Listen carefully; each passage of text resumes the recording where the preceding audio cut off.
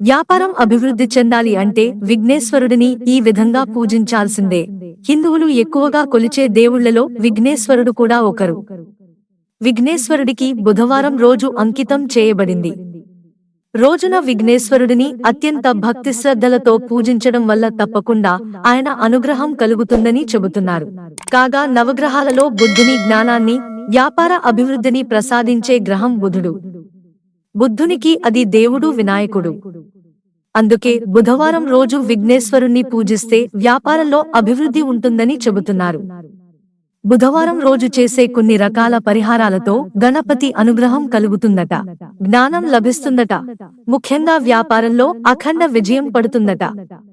బుధవారం రోజు ఏ ఇంట అయితే విశేషంగా విఘ్నేశ్వరుడిని పూజిస్తారో ఆ ఇంట సిరి సంపదలు, సుఖ సంతోషాలు నెలకొంటాయని చెబుతున్నారు.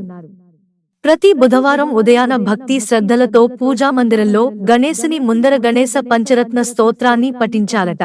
తరువాత వినాయకునికి బెల్లం నివేదించాలని చెబుతున్నారు. ఇలా చేయడం వలన కుటుంబ శ్రేయస్సు ఉంటుందట. ప్రతి బుధవారం సిద్ధి గణపతికి గరిక సమర్పించి అష్టోత్తర శతనామాలతో పూజిస్తే కార్యసిద్ధి ఉంటుందట. ఉద్యోగ ప్రయత్నాలు చేసే నిరుద్యోగులకు ఉద్యోగ ప్రాప్తి కలుగుతుందని చెబుతున్నారు. ఇక వ్యాపారంలో సానుకూలత కోసం, అలాగే అధిక లాభాల కోసం బుధవారం లక్ష్మీ గణపతికి మోదకాలు సమర్పించాలట. విద్యార్థులు చదువులో చక్కగా రాణించి విజయాలు సాధించాలి అంటే ప్రతి బుధవారం ఉచ్చిష్ట గణపతికి ఉండాలను సమర్పించాలని చెబుతున్నారు. ఆర్థిక సమస్యలు పోయి ఐశ్వర్యం సిద్ధించాలని కోరుకునే వారు బుధవారం రోజు సింధూర గణపతి అభిషేకం అర్చన జరిపించుకోవాలని చెబుతున్నారు. కుటుంబ కలహాలు, కోర్టు వివాదాలు, ఆస్తి తగాదాలు వంటి సమస్యలతో ఇబ్బంది పడేవారు సంకట విమోచన గణపతికి 5 కొబ్బరికాయలు, జిల్లేడు పూలు సమర్పిస్తే సమస్యల నుంచి ఉపశమనం లభిస్తుందట.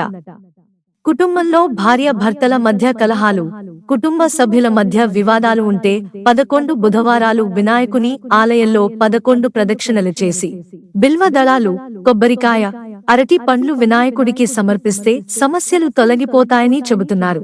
మిత్రులారా, ఛానల్ సబ్స్క్రైబ్ చేసుకోవడం మర్చిపోకండి. ధన్యవాదాలు.